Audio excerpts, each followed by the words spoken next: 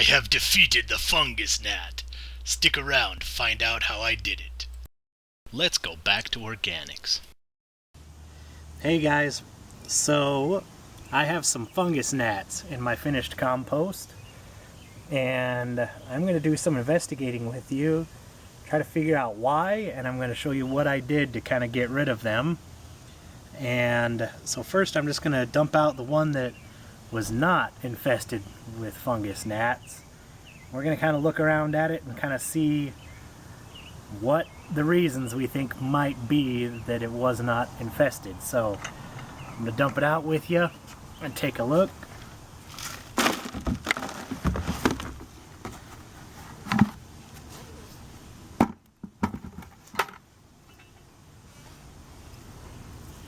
So the bottom was pretty wet.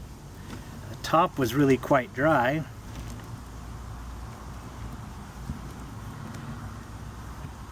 Compared to the last time I mixed this up, this is actually quite a bit better looking than the last time.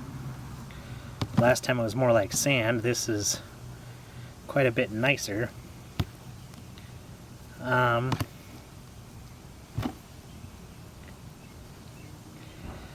not seeing any of the little fungus gnats crawling around or anything in this.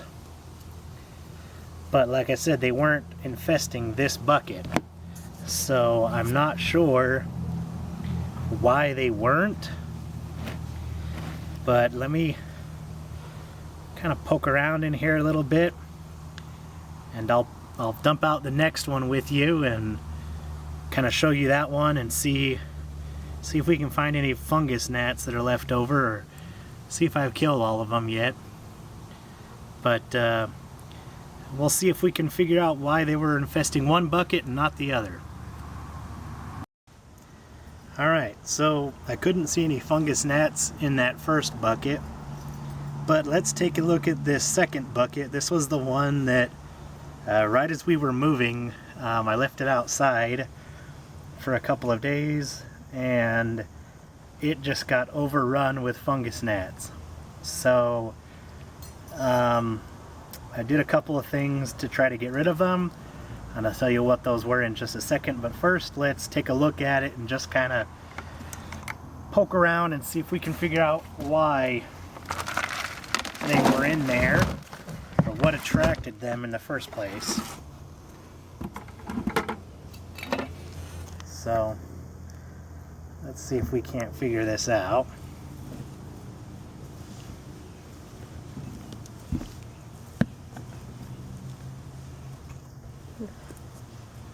This one does smell a little bit. It has been a little while since I've turned it, so it's probably gone a little bit anaerobic. So maybe that's one of the reasons.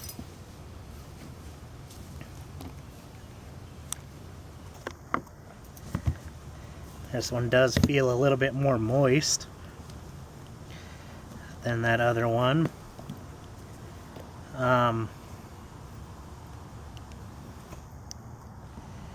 I cannot see any fungus gnats currently crawling around.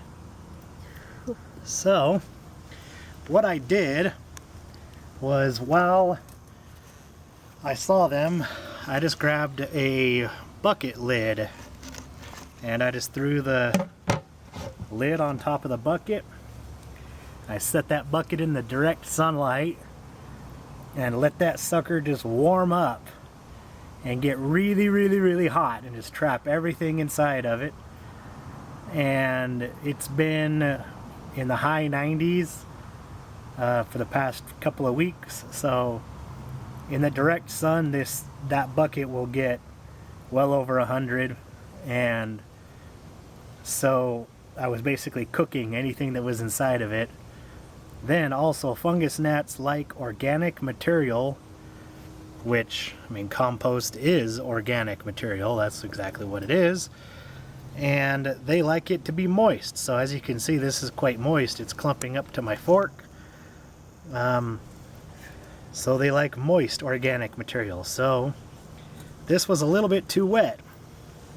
So what I've done is put it back in my little makeshift greenhouse, my pickup truck, and parked it in the sun and let it get up to, you know, 120, 130, whatever it does to on the inside, and let it really start drying this out and just start heating it up and cooking it.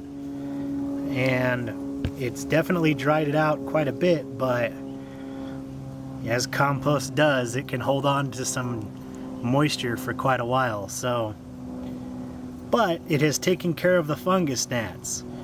They are no longer a problem.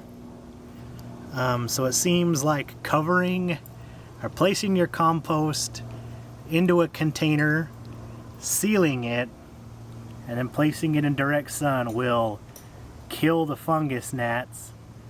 The fungus gnats themselves don't harm the compost, but if you use that compost on plants, they will harm the plants themselves. They can eat the roots and such from the plants. So you don't want the fungus gnats on the plants. So you want to get rid of them from the compost before you put that compost onto the actual plants. So that would be a quick and easy and dirty way to get rid of the fungus gnats out of your finished compost.